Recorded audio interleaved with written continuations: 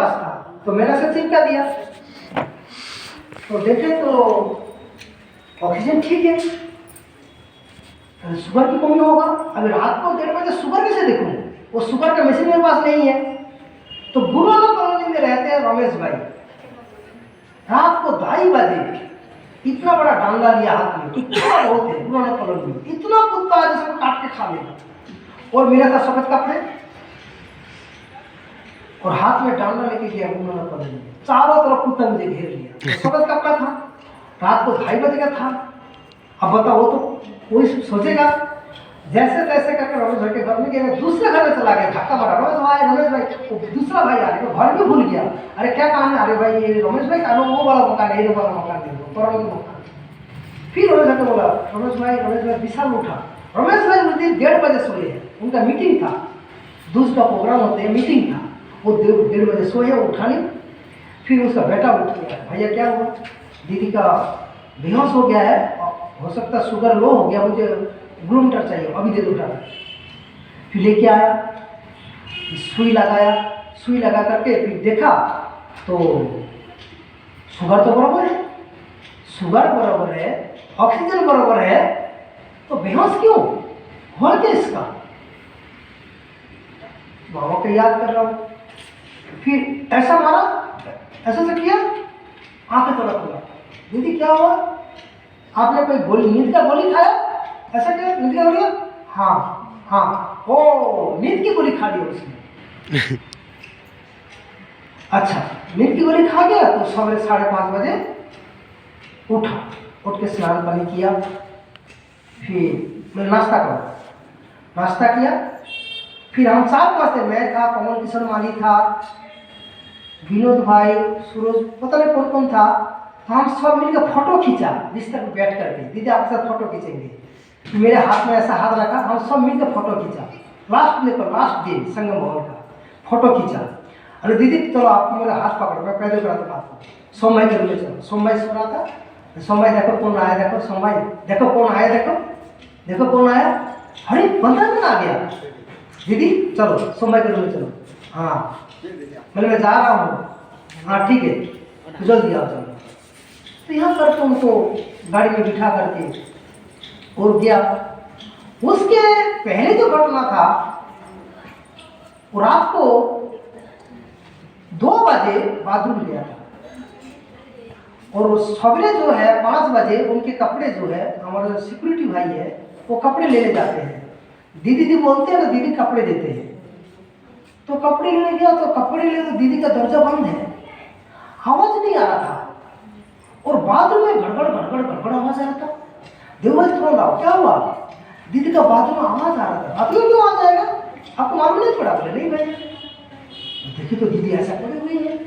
फिर कांच तोड़ के, दरवाजा बंद था, कांच तोड़ के फिर हम अंदर घुस गए। फिर उसको उठा नहीं सकते, फिर हम और सोमशेखर भाई मिल के उसको 2 हाथ पकड़ करके खींच के ऐसा करके बिस्तर में सुला दिया, बेहोश। बोला अभी जाओ डॉक्टर तुषार के पास, आज का डॉक्टर आना नहीं चाहते किसी के पास। ऑक्सीजन लगाना मुझे आता भी नहीं है, कैसे ऑक्सीजन लगाओ उसके तरीके भी मालूम नहीं है। फिर शांति माता के घर में गया, सिंधी शांति माता आते हैं, उनके घर में गया। फिर माता जी बोले देव इतना रात में क्यों आया, दीदी बेहोश हो गया, और ऑक्सीजन लेना पड़ेगा। बेटा को तो गया, उसके बेटा को जानकारी है, उसने ऑक्सीजन लगाया। बोले ऑक्सीजन तो थोड़ा ठीक है। फिर बोले एम्बुलेंस को बोला, एम्बुलेंस लाया, लेकर के ट्रॉमा में लेके गया। ट्रॉमा में जब लेके गया तो शुगर 25 शुगर, सिर्फ 25 शुगर है, 25 शुगर है। तो डॉक्टर बोले दवाई लेके डॉक्टर, दवाई लेने गया तो रिसेप्शन बोले इनके पिताजी का नाम क्या है, इनके मिस्टर का नाम क्या। अरे भाई लोग तो बचते थे, तो क्या पूछ रहे हो ना, ये सब भी कर, पूरा दवाई कैसे मिलेगी। अरे समर्पित बहन है, क्यों माता मार देना नहीं चाह रहे। फिर सोनी भाई को फोन करके आधार कार्ड मंगाया मोबाइल में, तब जाके उसका रूल रेगुलेशन हुआ। फिर उसे दवाई दिलाया, फिर बोतला चढ़ाया, फिर उसकी आत्मा को शांति मिली, फिर उसको शक्ति आया। फिर मुझे बोले यहाँ क्यों लाया, अरे पापा कुछ नहीं, आराम से। फिर उसके बाद हम लोग जब तपोवन में पिकनिक किया था, हम भाई बहन को बोला अब लोग पिकनिक में आए हो और दीदी ट्रॉमा में ही है, तो पिकनिक करके आने जाने के समय दीदी से मिल के आता, माउंट तो जाने की जरूरत नहीं है, उसी रास्ते पे जा रहे हो। तो मेरे तरफ से बहुत लोग मिला होगा, है ना, मिला होगा ना जिन्होंने मीन क्या है? तो बोलेंगे भावे आत्मा जो है प्रकृति जीव, माया जीव, इंद्रिय जीव, ruling power, love and rule, उसका प्यार भी है तो पावर भी है, रूलिंग पावर कंट्रोलिंग पावर भी है, लॉफुल है लॉफुल, प्यार भी था उसके अंदर, लॉफुल भी था।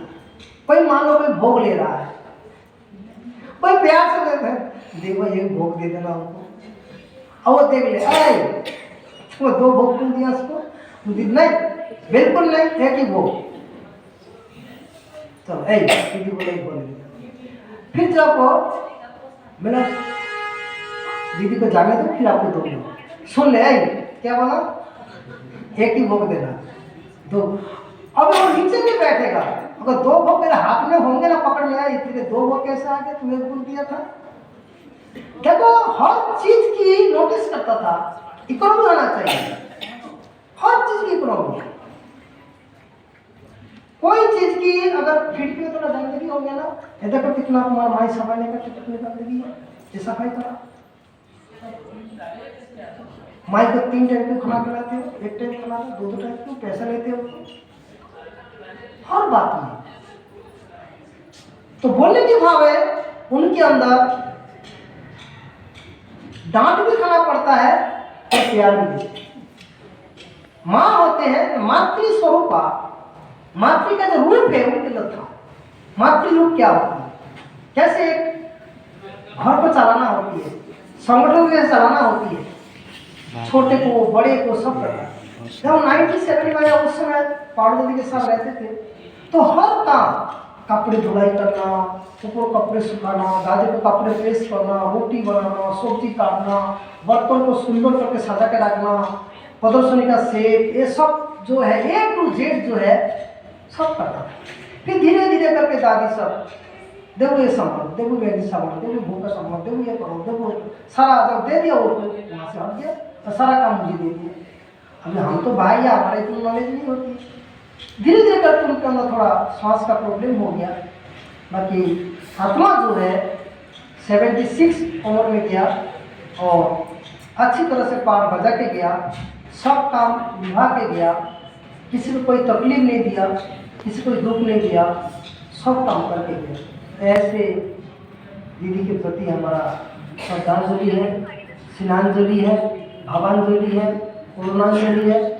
आप सभी ने दीदी का पालना लिए हैं और कोई 10 साल, कोई 5 साल, कोई 3 साल, हमारे गांधीनगर के जो माताएँ हैं, इन्होंने भी जो गांधीनगर में खास वंदना बहन निमित्त है। और गांधी तो दीदी जब बीमार पड़ गया, हम ही जाना शुरू किया। अभी गांधीनगर में आने जाने का जो स्थान, दीदी खुद ही पैदल करे जाते थे, गाड़ी नहीं, पैदल जाना पैदल आना। कि जो बीमार पड़ गया तो फिर मैं जाना शुरू किया। बाकी गुरुवार जाते थे, एक ही गुरुवार, हर गुरुवार के दिन हम क्या करेंगे, थैले में भोग, फूल, फल, माला सब दे देते और गाड़ी करके गुरुवार दिन गांधीनगर जाएंगे, भोग लगाएंगे और फिर शाम को आकर के जो भी भाई बहन हैं उनको भोग देंगे। ये उनका काम था। और शाम को 6 बजे भोग लगाना, दोपहर को 12 बजे भोग लगाना और गांधीनगर में मुरली सुनाना, ये सारा काम था। तो फिर जब वो बीमार पड़ गया तो फिर हमने संभालना शुरू किया, गांधीनगर जाना, भोग लगाना, ये सब करते थे। पूछते थे आज कौन कौन आया, कौन कौन नहीं आया, जो नहीं आया क्यों नहीं आया, ये भी पूछते थे। तो इस प्रकार से दीदी ने जो है दीपो, गांधीनगर, संगम भवन, सब प्रकार की जगह को उन्होंने निमित्त करके संभाला। दादी 2013 को शरीर छोड़ा, 23 अगस्त को पालू दादी जी फोटो लगी थे उधर, तो पालू दादी का आप सबने देखा होगा।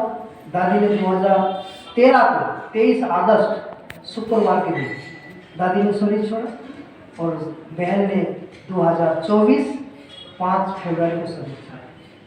इन्होंने सवेरे और उन्होंने दादी को शाम को दादी ने 7 बजे शरीर छोड़ा।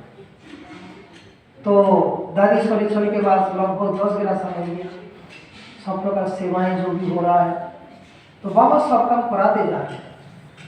जो पालू दादी के साथ मिले 97-98 में, दादी को दादी सिंह दीदी को बुलो, क्लास कराएंगे। उषा बहन को बुलाओ, क्लास कराएंगे। तो दादी मुझे डांटता था, क्यों उनको बुलाएंगे, आप करो ना। दादी हम तो बंगाली है, हमको हिंदी में थोड़ा बोलना अटकते हैं, हमारे से नहीं होता है। बोले नहीं नहीं नहीं, आप करो, आप कब सीखोगे, बार बार बहन को बुलाओगे वो तो करके चला जाएगा। बैकबोन कौन बनेगा, पालना कौन करेगा, वो थोड़ी करेगा, आपको ही करना पड़ेगा ना। देखो दादी के सिखा देते, वो तो क्लास करके चले गए माउंट आबू, उसके बाद वो तो क्लास कर चले जाएंगे, उसके बाद कौन संभालेगा, आपको संभालना है ना। आप कब करोगे, आप सीखो, हम बैठे हैं। तो दादी जो है कोर्स कराना, क्लास कराना, पालना देना, उनको उत्साह देना, सेवा करना, एक चीज को जो है उंगली पकड़ सिखाए। जहाँ भी प्रोग्राम होंगे देखते ना दादी देव बुलाओ, देव को बुलाओ, देव को बुलाओ। इस प्रकार से बड़ों की आशीर्वाद दुआएं जो है उसी से चल रहा है और बाबा चलाते रहते हैं। आप देख रहे हैं कि संगम युग भी थोड़ा सा समय रह गया है और साथ साथ संगम युग के बाद सतयुग आने वाले हैं। बाबा भी इशारा देते बच्चे तैयारी करो, तैयारी करो, तैयारी करो, सब करो। इसलिए दीदी दादी बड़े भाई जिस प्रकार से उन्होंने एडवांस पार्टी में जा रहे हैं, बाप दादा का गोद लिया है, जहाँ भी जाएंगे सेवाई करेंगे। शरीर भी पुराना हो गया है, कब तक रहेगा, जहाँ भी जाएंगे बाप दादा का नाम रोशन करेंगे, परिवार का नाम रोशन करेंगे। यही हमारे लिए शुभ भावना का शुभकामना श्रद्धांजलि है। ताकि हमारे जो बहनें जो बैठे हैं, जिन्होंने हमारे दीदी का पालना लिए हुए हैं, गांधीनगर के संपत्ति माता आओ। ये पप्पी माता कौन है, गांधी आया क्या पप्पी माता गांधीनगर के, आ रहे हैं। अच्छा संपत्ति माता है ना, आ जाओ आ जाओ, ओम शांति करो, आ जाओ। तो गांधीनगर माताएं जो है दादी का खूब पालना लिया, दीदी का अनुभव सुनाएंगे, सभी एक एक भी अनुभव सुनाएंगे, ठीक है। आ जाओ, ओम शांति करता रहो।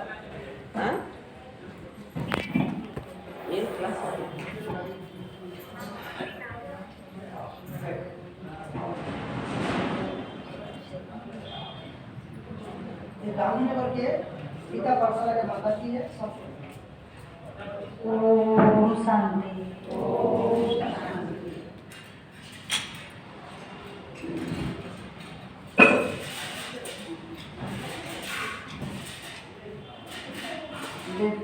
दीदी हमको डांटती भी थी और प्यार भी करती थी।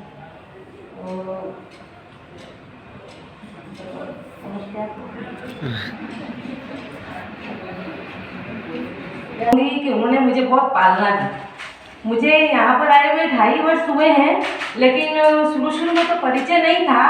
फिर करीब साल भर गुजर गया, उसके बाद धीरे धीरे परिचय हुआ।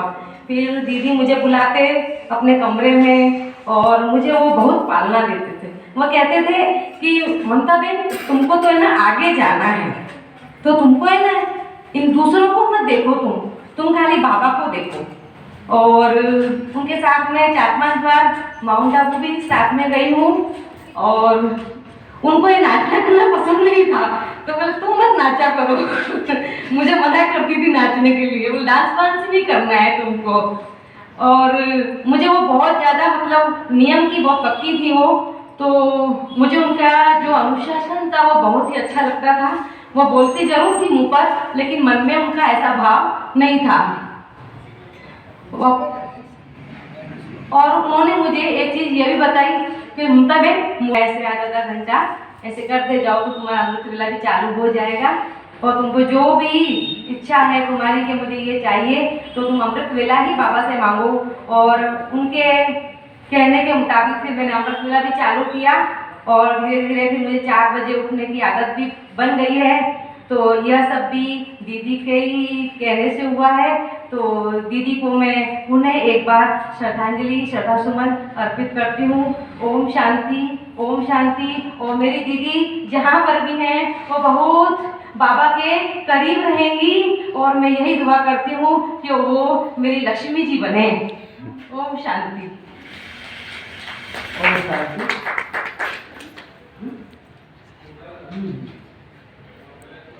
रमेश भाई आप भी आओ।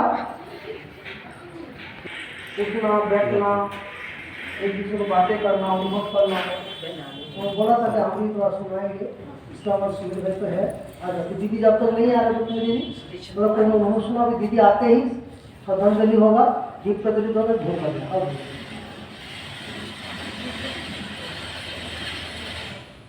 ओम शांति। देवभाई जी तो हर इंसिडेंस सुनाया है। ऐसा लगता था जैसे देवभाई सुनाते जा रहे, हम उस घटना में हम भी शामिल हो रहे हैं। इतना अच्छे से सुनाते देवभाई। और देवभाई का तो विशेषता है, सबको संगठन बना के, एकजुट बना के बाबा को प्रत्यक्ष करना ही इसका लक्ष्य था देवभाई का। और वंदना दीदी का राइट हैंड तो आप है ही। वंदना दीदी आपको पूरा सेवा का बागडोर सौंप दिया है और वो खुद न्यारा प्यार होते हैं। तो मुझे भी यहाँ पर 3 महीना दीदी का सेवा में रहना हुआ। तो मैंने दीदी का जब सेवा में था तो दीदी का 2-3 पॉइंट मैंने नोट किया। एक होता है मुरली की इतना दीवानी थी माता जी दीदी जी, जब भी देखो मुरली लिखना पढ़ना वैसा भी बताया ना, तो पहले मुरली पढ़ती थी, फिर उसके बाद जाके लिखती थी, फिर उसके बाद नाश्ता। तो मुझे बोलती थी, रमेश तो मेरा अलौकिक बेटा है। सुमीर भाई तो है लौकिक बेटा, लेकिन सुमीर भाई को मैं नहीं याद करता हूँ, तुझे मैं बेटा मानता हूँ। तुम मेरे को 3 टाइम, माता जी 2 ही टाइम खाना खाती थी, उसमें नाश्ता तो वो लेता था अंकुरित मूंग वगैरह, लेकिन 2 टाइम में मुझे बोलते थे जब भी मैं खाना खाऊंगा ना, गरम गरम रोटी लेके आके घी लगा के देना है। तो मैं हर बार माता जी को मना जो रोटी बनाने वाले माताएं होता था ना सेवाधारी, तो उनसे रोटी बना के ला के खुद मैं माता जी को थाली में परोस के खिलाता था। और मेरे साथ बहुत अच्छा माता जी लव एंड लव में रहते थे। हर चीज में माता जी तो मेरा बेटा है रमेश कहाँ गए हो? 1 मिनट में अगर नहीं दिखेगा ना, रमेश कहाँ है बुलाओ, देव भाई को बोलते थे रमेश कहाँ गए, वो दिख नहीं। आज एक दिन मैं पांडा बोल के बिना बोल के तो 2-3 बार मुझे फोन भी किया और देव भाई को भी बोला है उसको जल्दी बुलाओ, मैं जो खाना खिलाने वही मेरे सामने बैठेगा, मैं खाना खाऊंगा। इतना माता जी मेरे से अच्छे से प्यार से पालना देते। मैं लौकिक रीति से माँ बाप को तो वैसे तो हम कर्नाटक से हैं, लेकिन माँ का पालना क्या होता है यहाँ पर आके मैंने वो अनुभव किया है। और एक इंसिडेंस है मेरा कि कर्नाटक से नारियल पानी आया था, मीठा नारियल पानी।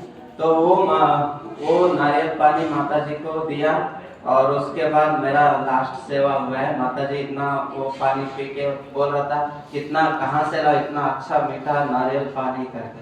तो वो कर्नाटक से आया था। तो उसके बाद माता जी फिर आना जाना होता था। फिर लास्ट में माता जी को एक बार तो हीलिंग गार्डन बुलाया, तो माता जी उधर हीलिंग गार्डन में गीता पाठशाला चलता है, आप आके मुरली सुनाने करके। लेकिन माता जी का तो तबीयत ठीक नहीं था, वो संकल्प ऐसे ही रहा हुआ, पता नहीं आगे जन्म में आके वहाँ पर किसी ना किसी रूप से माता जी वहाँ पर मुरली सुनाएंगे करके मुझे संकल्प है। और फिर से मैं देव भाई को विशेष करके धन्यवाद करता हूँ। माता जी को विशेष माता जी कहाँ पर भी हो वो तो है ही मुरली के दीवाने, तो बाबा को प्रत्यक्ष करने में विशेष रोल बजाएंगे, वो बजाते होंगे। मैं यही माता जी को श्रद्धा सुमन देता हूँ। ओम शांति। ओम शांति। दीदी के पिता ओम शांति। अभी हमारे सुमीर भाई जो है, सुमीर भाई उनके लौकिक अलौकिक बच्चे, और सुमीर भाई जो होता था आप सवेरे क्यों आते हैं, इतना ठंडी में क्यों आते हैं? आप देखो वो बोले आप माँ हो ना, मैं आपको कौन आएगा? तो वो भी ये नहीं चाहते कि बच्चे इतना ठंडी सहन करे, इतना जल्दी ना आवे, इतना कष्ट क्यों करे। तो उनके अंदर ये मुझे बोल के रखा, मम्मी की थोड़ी सी बीमारी हो मुझे तुरंत फोन करो। और मैं फोन करूँगा, भैया मतलब थोड़ा मुझे लग रहा था उनके ठीक नहीं है, लेकिन तू बोलना नहीं है। अब वो फोन करेगा, अभी 15 में मुझे बोलेगा तूने फोन किया था उसको। अब मैं धर्म संकट में हुआ, ये बोल करेगा ज़्यादा बीमारी होगी तो नहीं बोलना, थोड़ी बीमारी होगी।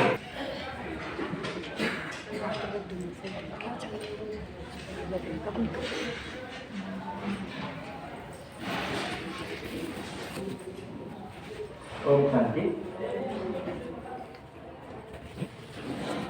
देव भाई ने तो आपको बहुत सारे अनुभव सुनाए, क्योंकि देव भाई विशेष उनके नज़दीक सेवा के कारण रहते थे और अकोमोडेशन उनका सेवा है, तो फिर घर का भी सब कुछ कारोबार देखने का उनकी जिम्मेदारी है, तो दीदी के साथ विशेष उनका पाठ है। तो देव भाई को दादा बोलते हैं। मुझे हॉस्पिटल में सब जब आए ना तब पता चला, मैं दादा को बोला दादा कौन, तो बोलते हाँ। मैंने बोला ठीक है, अच्छी बात है। तो मैंने बोला हम भी दादा बोलेंगे अभी देव भाई को दादा दादा तो हाँ दादा मैंने भाई ने हाँ वही प्यार का संबंध है ना नज़दीक से, तो फिर वो बच्चे की तरह ही सबको पालना देती थी। ऐसे नहीं कि मैं ही बच्चा हूँ, लेकिन जितने भी भाई है संगम भवन में वो सब उनको भी बच्चा बच्चा कर करके अब बेटा बेटा करके बुला देती हो, पालना भी देती।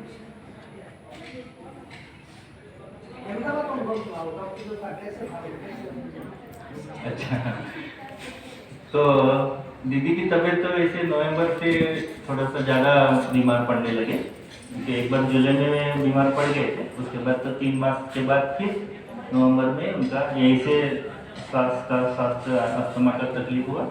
फिर उसके बाद फिर श्रृंखला चालू हो गई, एक के बाद अलग अलग बीमारी है। मुझे लगता है उन्होंने कोई भी ऐसी बीमारी का ऐसा अनुभव नहीं किया लास्ट तक।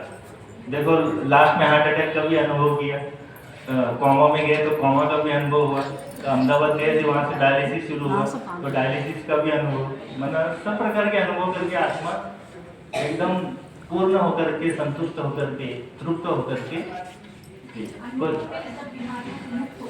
हाँ वही अनुभव करके सब उसमें से मुक्त हो जी।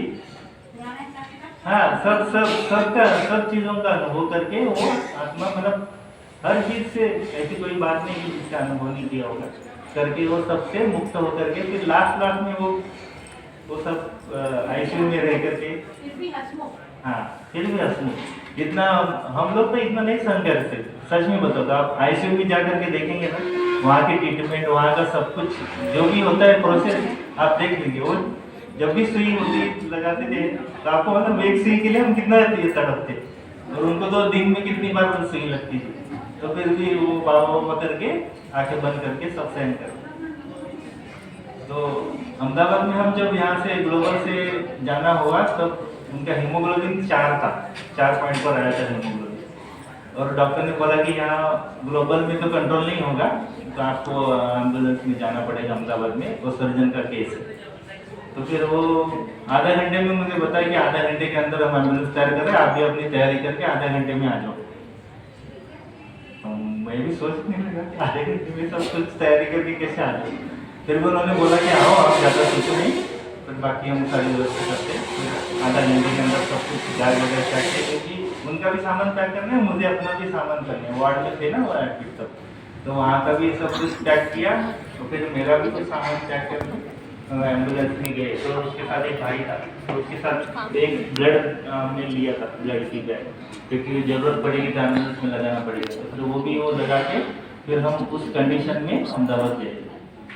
तो फिर उनको भोजन तो कुछ नहीं था, सिर्फ लिक्विड और सलाइन के ऊपर ही उनका चल रहा था।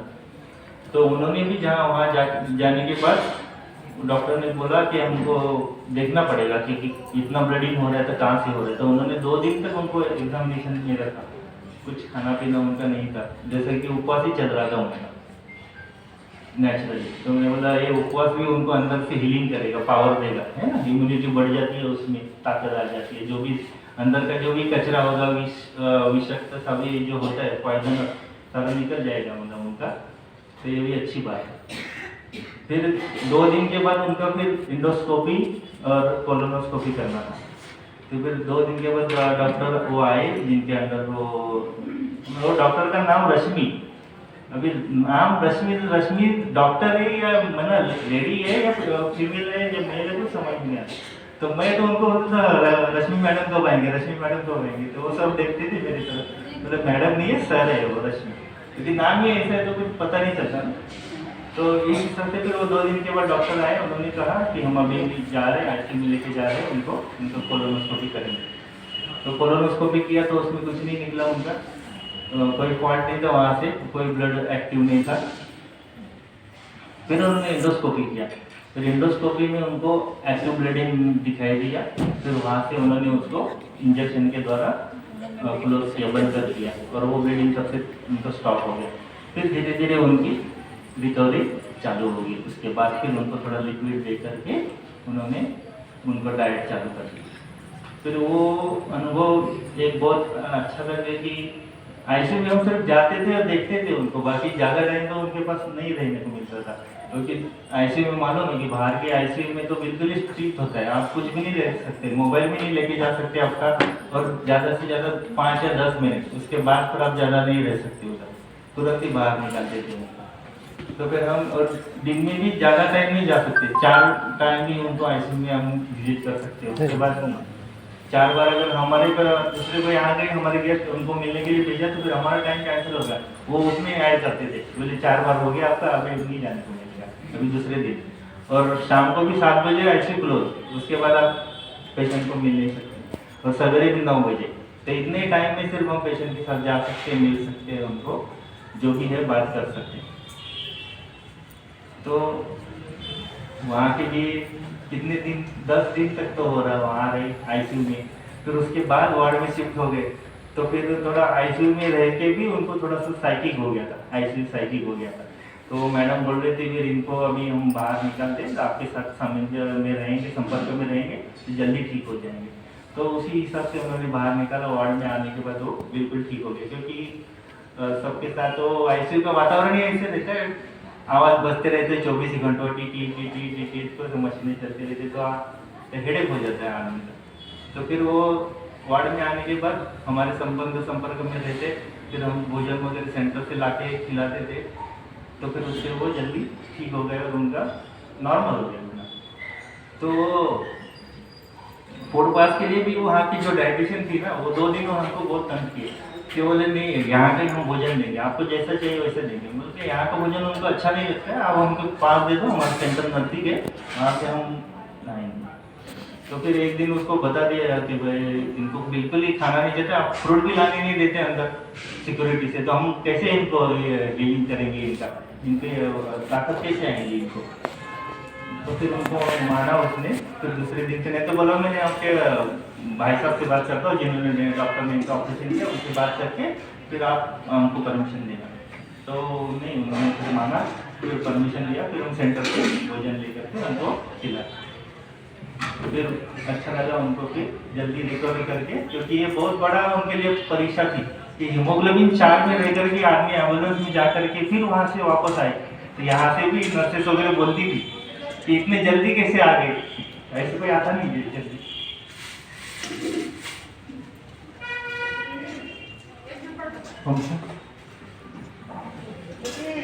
आपने वंदना देवी को श्रद्धांजलि, करुणांजलि, स्नेहांजलि, भावांजलि दिया अपने शब्दों से। तो बहन जी के अंदर एक सादगी वाला सिंपल और लौ एवं लौ प्यार भी है और शासन भी है।